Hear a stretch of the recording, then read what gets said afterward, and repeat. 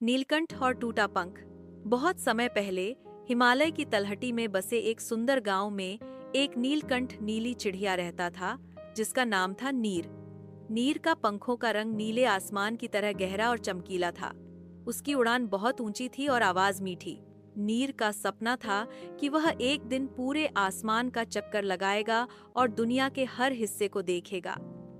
वो अक्सर कहता, मेरी उड़ान रुकनी नहीं चाहिए जब तक मैं सूरज को छू न लूं। एक दिन तेज आंधी आई।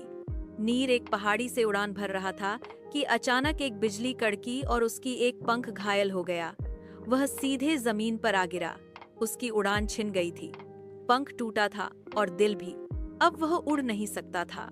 गांव के कुछ पक्षी उसे देखकर हंसते, कुछ चुपचाप चले जाते। नीर ने आसमान की ओर देखा, लेकिन उसमें खुद के लिए कोई जगह नजर नहीं आई।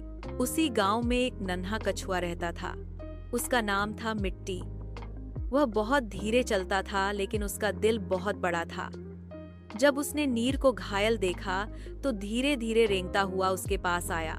मिट्टी बोला, मैं उड़ तो नहीं सकता, लेकिन चल सकता हूँ। अगर तू चाहे तो मैं तेरी आंखें बनकर तुझे दुनिया दिखा सकता हूँ। नीर पहले तो मुस्कुराया नहीं, लेकिन फिर बोला, अगर तू मेरे साथ चले तो मैं जरूर देखना चाहूंगा।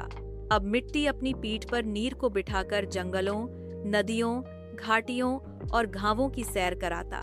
नीर अब उड़ नहीं सकता था, लेकिन उसकी आंखों ने जमीन से एक नई दुनिया देखनी शुरू की। वह हर शाम कहता, मिट्टी, तू भले उड़ नहीं सकता, लेकिन तूने मुझे फिर से उड़ना सिखाया अपने तरीके से। समय बीतता गया।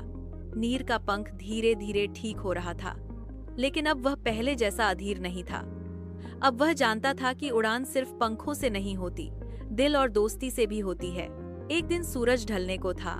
नीर ने अपने पंख फड़फड़ाए और वो फिर से उड़ने लगा। पर इस बार वह अकेला नहीं उड़ रहा था।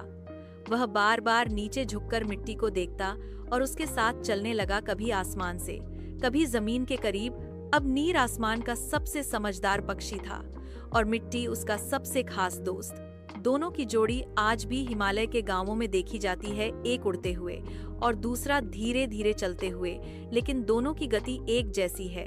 सीख, जिनके पंख टूट जाते हैं वो भी उड़ सकते हैं, अगर साथ में कोई ऐसा हो जो उन्हें फिर से ऊंचाई दिखा सके।